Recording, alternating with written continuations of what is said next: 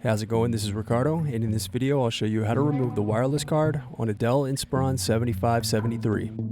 If you're looking for parts for this laptop, go to our website and use this coupon for a 5% off discount.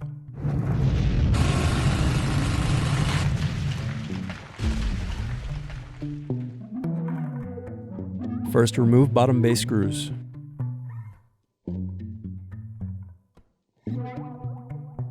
Then use fingers to pry apart and remove bottom base.